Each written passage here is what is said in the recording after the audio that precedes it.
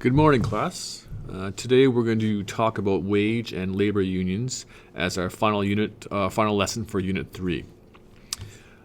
So here are some answers to the homework questions from page 175, numbers 1 to 5. Please ensure that you go through the PowerPoint on your own time to make sure you have the answers that you need. And during our Zoom conversation, you can ask any specific questions, or you can send me EDSB messages, and I might be able to address them over EDSB or directly to you.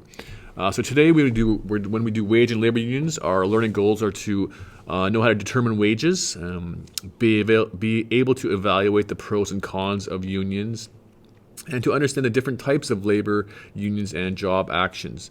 Your success criteria will be discussion by yourselves to each other on the phone or with me over Zoom, and as well as completion and review of your homework. So let's get to it. Wage determination.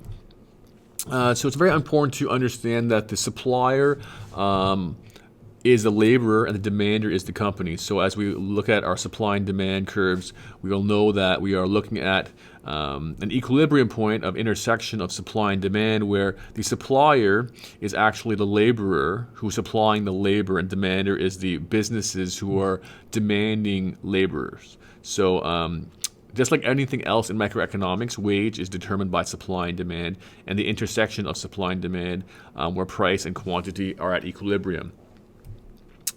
And so the next question is, why do certain jobs pay more than other jobs? So you'd think about teachers make a certain salary, doctors make a certain salary, and then you think about things even like right now. Lots of conversations going on about what are essential workers, and you see people who are stocking shelves of grocery stores, who are cashiers, and some of them are making minimum wage, and so then you wonder about, well, if these are essential workers, should they not be making more money? And so we have to try to figure out what helps us determine what wages are being paid and why are those wage rates set as they are.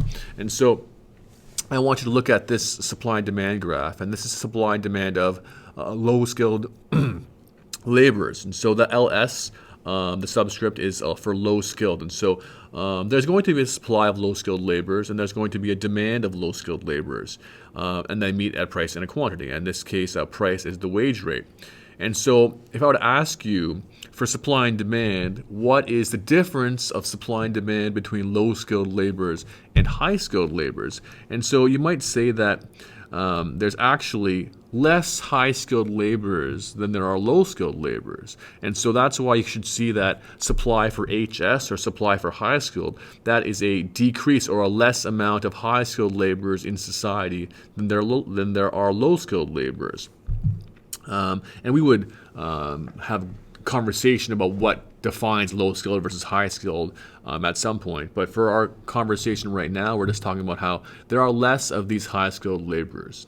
And if there are less high-skilled laborers, that's going to change the price of high-skilled laborers, right? So you can see right now the intersection of the high-skilled laborers and the demand line is actually higher than the price of low-skilled laborers. But it's not only supply that is different. In actuality, demand for high-skilled labor is also higher than the demand for low-skilled labor. And so in this instance, with supply being lower and demand being higher, you actually have a great increase in price. And so prices are significantly higher for high-skilled laborers than they are for low-skilled laborers. And for the time being, we're going to ignore the quantity because you can't fully determine if the quantity for high-skilled laborers versus low-skilled labor is going to be more or less. That will depend on the amount of high-skilled labor and the supply of high-skilled labor versus the demand of high-skilled laborers. So that we cannot know for sure, but we can know for sure that the price of high-skilled laborers is going to be higher. And so that's why high-skilled laborers earn more money than low-skilled laborers. It's simply an analysis of supply and demand where there are less of some and more of others, right? And so that's why you see like lots of contracting jobs, whether you believe they're high-skilled laborers or not, they have high skill sets, but the demand is very high and the supply of them is actually very low, which is why lots of times people are encouraging people to go into trades where they are not the typical, they don't go to university, so they're not high skilled. Actually, they have high skills that are specific that the normal person cannot do. So therefore, there may be a low supply of them, yet a high demand for them. So that's why they make a good amount of money. So I need to see the wage rate of labor is higher. High skilled labor is higher. And so knowing that we are going to be looking at high skilled versus low skilled labor, we have to look at a concept called human capital. Human capital is similar to money capital or to real capital in terms of these things are things that help with productivity. They're invested in and they want to make our economy grow and be faster or be more productive or just be better off. And so many economies invest in the labor force and the population. And so if you invest greatly in your population, you are theoretically making your entire economy grow and be more productive and grow your economic activity and GDP. So you want people's mental capacity to increase, you want their skills to go up, your education, training, all of these types of things. You want to increase your workforce so that they are better workers in the future. So ultimately your country can be more productive and more competitive. And so countries like Canada, we have chosen to have publicly funded or quote unquote free education until the end of high school. Other countries have free post-secondary or publicly funded post-secondary education, while other countries do not have that. So it is a choice of your economic system or your political system to choose what kind of investment in human capital you want. And so again, you look at what's happening right now where school systems are shut down for public schools right now while we are trying to do as much as we can to go online. Because imagine yourselves, you're in grade 12, you're going next year to school, and if you could finish this economics course, you're going to have more theoretically more ability than a student who was not able to finish their economics course in a proper way in the public system if they can't get back up and running or if they can't have an effective means to teach their students. So you might have a leg up in terms of education going forward just in this 1 month. And so these types of things are ways we can show that investment in human capital is advantageous, and countries and governments want to make sure that human capital investment is going forward. Normally I'd ask for questions, but right now you can't obviously ask, so I'll go on. Labor unions. Normally I would ask here, what are people's impressions of labor unions, and I'll get varying responses. Some of you may have learned about labor unions in history class or maybe politics types of courses or articles, but labor unions have significant divisive reactions amongst people that I know. I have friends who are part of unions. I have friends who are part of HR systems who don't like unions, and we have fairly colorful conversations about them. But let's get down to brass tacks about what actually are labor unions and what are they used for? Why do they exist? So a labor union is an organization of workers that promote the interests of its members. And so these unions are meant to negotiate with employers. You must have heard about the public school teachers unions going on strike and doing job actions against the province of Ontario, stopping working or going on some work to rule things. And so this is part of their negotiation practice. This is part of their job action to try to get things or do things to get what they need or what they believe they need as a group. The question is, why does a union need to exist where other fields of work don't need to exist? And so we'll explore that in a little bit.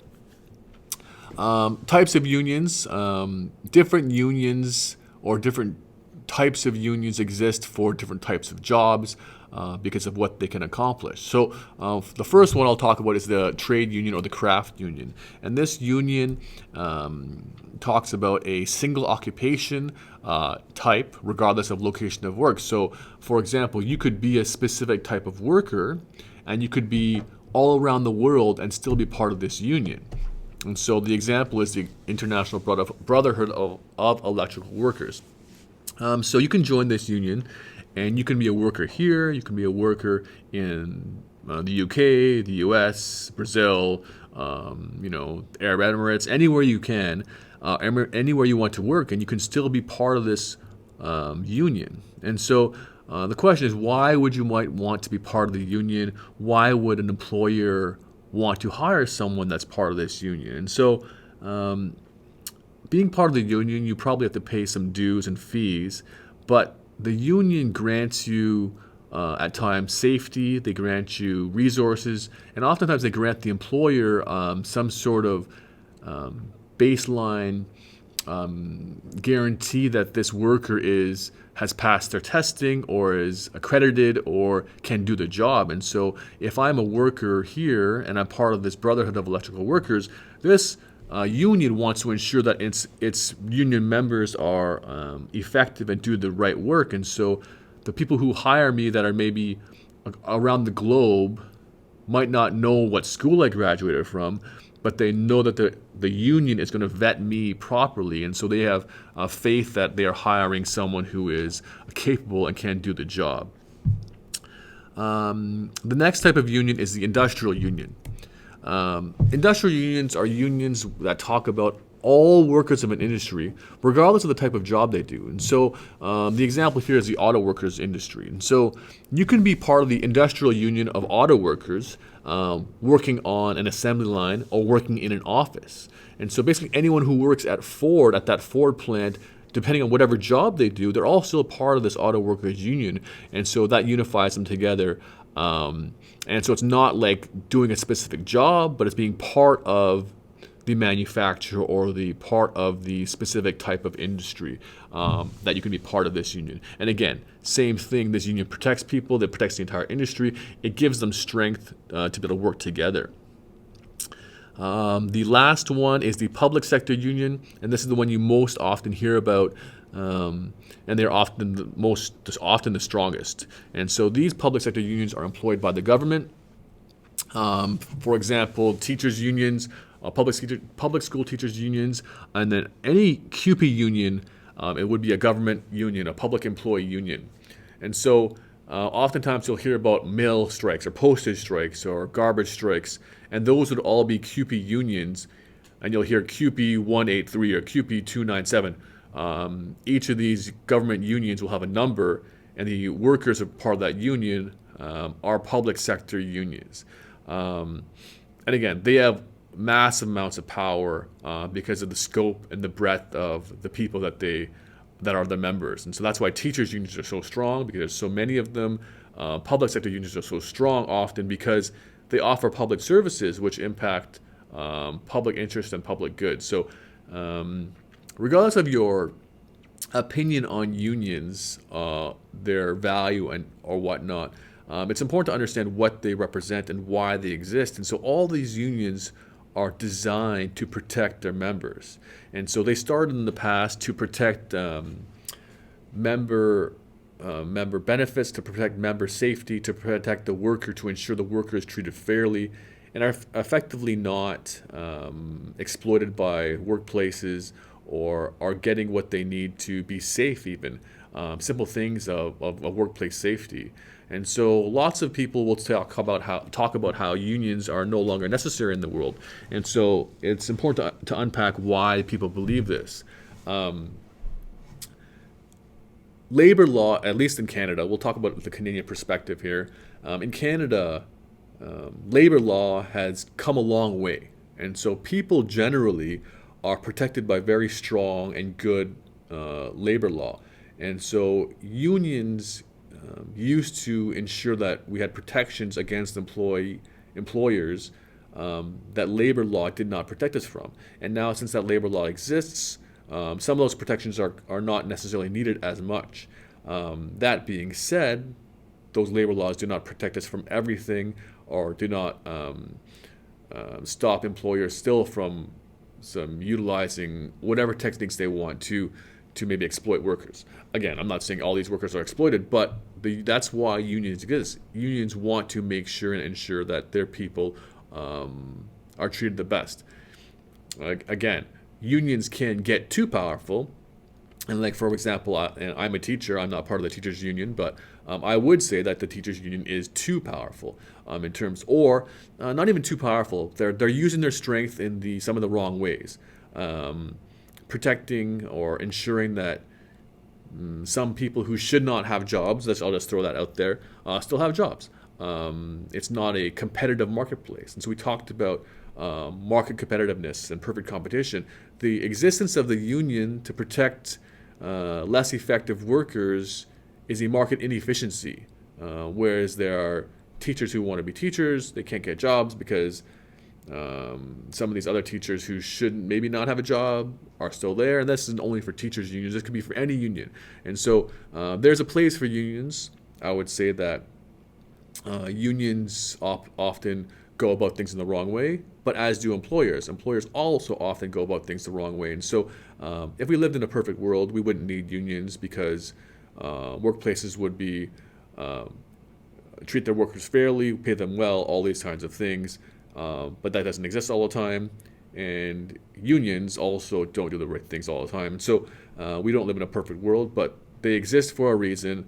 And until they don't need to exist, they will exist. I'll just leave it at that until we get some more questions. Going on. So what do unions actually do? And so I talked about how they represent their members and how they negotiate for their members. And so their role is to negotiate for wages and other benefits and working conditions for members, to come to collective agreements. And so the province of Ontario has come to a tentative agreement with ETFO, the Elementary Teachers Federation of Ontario. So that is going to go through. We'll see the details of that soon, but that's what was negotiated for. And so they might talk about wages, and so apparently wages will have gone up. Vacation, they probably didn't negotiate, but in the case this place they can. Health benefit spending, hours, training, job safety, job security, fringe benefits, cost of living, grievance procedures, etc., etc. And so they'll negotiate for all these kinds of things. And so unions will have negotiated for things like this in the past and going forward, to ensure that their members get the right things, get what I'll say they should get. So, for example, job training. So a union may negotiate, this workplace needs to train all of our employees in this health and safety training to keep them safe and not have our people have to pay for their own health and safety training. So stuff like that they can be negotiating for. Or negotiating for wages to ensure that wages go up at least by inflation. So for an example, one of the sticking points for the teachers' negotiation was that teachers' salaries were frozen for a while, and they had only gone up by certain X percentages, while inflation had been going up a certain amount of percentages every year, a couple percent every year, and teachers' wages were not keeping pace with that. So the reality of that is that if inflation goes up and wages do not go up to match that, then salaries are actually, in real spending, purchasing power terms, is going down because everything's becoming more expensive and their wages are not going up to match that expense. And so they're negotiating to make sure that wages go up at least by inflation or whatever rate that they're trying to negotiate for. And so those are kinds of things that are being negotiated for. Job safety in the job, like hard hats, whatever, job security, if someone goes on mat leave or gets sick or whatnot, they have secure job security. Or even for right now, like all these schools might be shut down, and so do teachers have security in their jobs, right? And so I had a friend who asked my other friend who's a teacher, do you get paid right now? And he's like, yeah, I do. And so he was kind of sour at that, my other friend, and because a lot of people are losing their jobs. He's in HR. He's had to fire people from his job. And so these people don't have job security. They don't have a union to fight for them. While the teachers have a union, but how far is that union going to go to make sure all these teachers have jobs in September, right? We don't know what this new life is going to kind of show us, but these are types of things that we're trying to fight for, or that unions try to fight for, to make sure that they are representing their members the best. All right, going on. So why do unions do this? So again, remember, unions are not the actual members. People join unions, and there are other people who are negotiating on the members' behalf who are not actually teachers. So teachers aren't negotiating with the government. The union is negotiating with the government, and the union is not teachers. The union represents the teachers. And unions theoretically believe in the cause. They believe that whatever they're trying to fight for, the workers are trying to fight for, they also get paid. They're not profitable in terms of, they don't do it for money necessarily. People make salaries, but people, the union members, pay union dues on every paycheck they get. And so every teacher's paycheck is going to get docked a certain amount to pay into the union. And so I'm not sure if you heard, so every time a teacher went on strike, depending on if they're elementary or high school, they would get paid, not their salary. So they forego their salary, so they don't get paid that day. But the union, because teachers have paid into this union for X number of years, is able to give them a certain amount of money. And so I think it was $50 a day, which is a significant loss in money, but the union has money, funds to pay their teachers a certain amount of money to help them kind of stay afloat for a little while. So that's part of what they get, part of what they can do.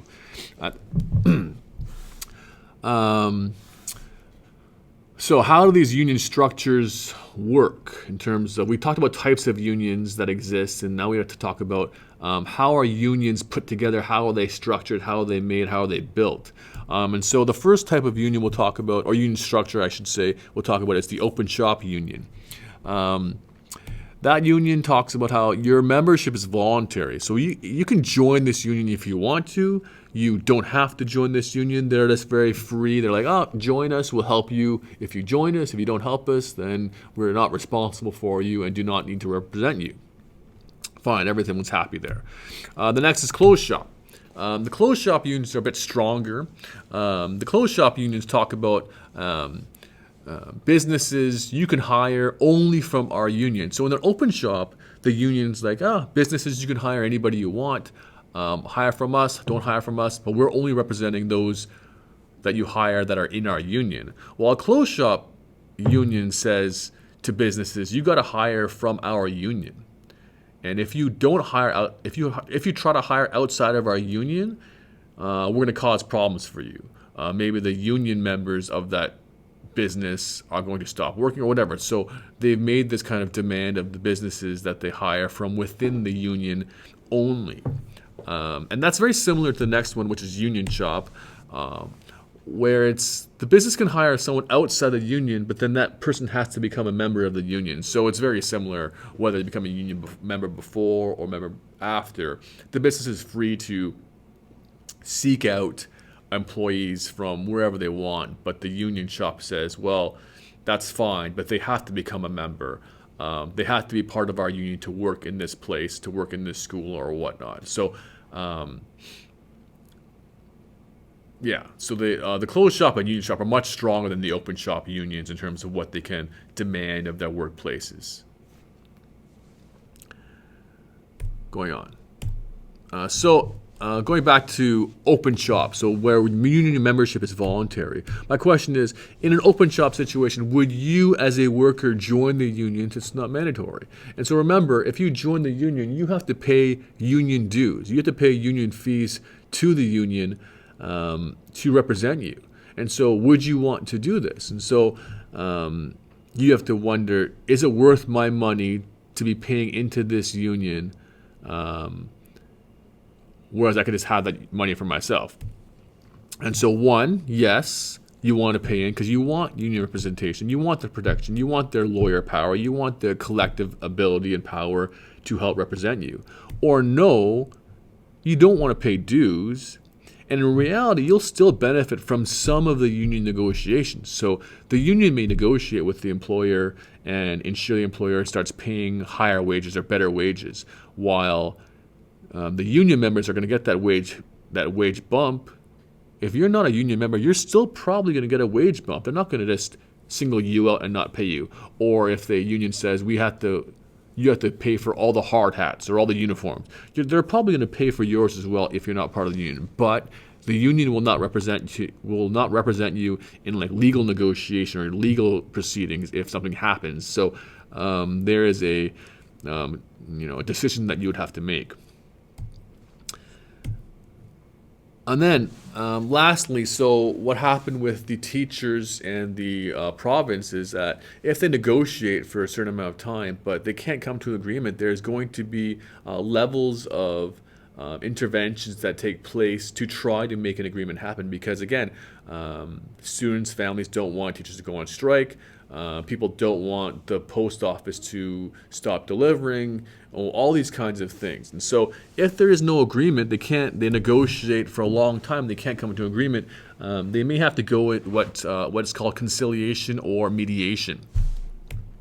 And so conciliation and mediation is where you have someone help you talk things through, right? Someone help you kind of like sit in the meeting and mediate your demands versus their demands and kind of help you kind of try to get you to come to some sort of agreement. And if that doesn't work, it'll take another step up, which is called arbitration.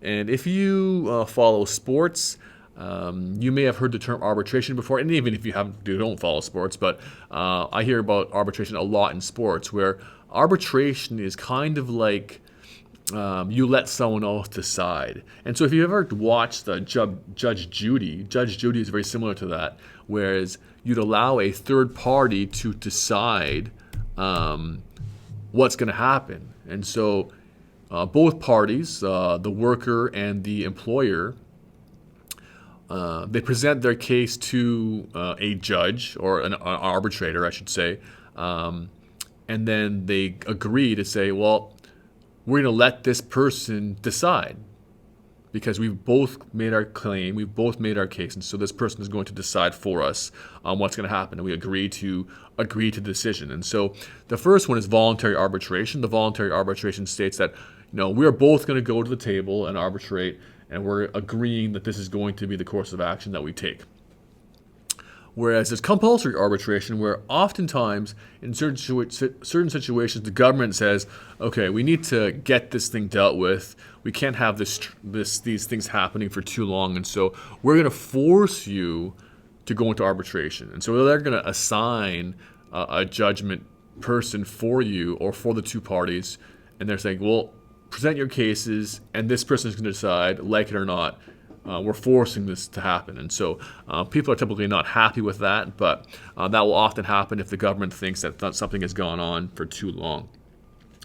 And if arbitration, if we can't get to arbitration, or if we don't get to arbitration, oftentimes before that happens, the union or the employer go to job action.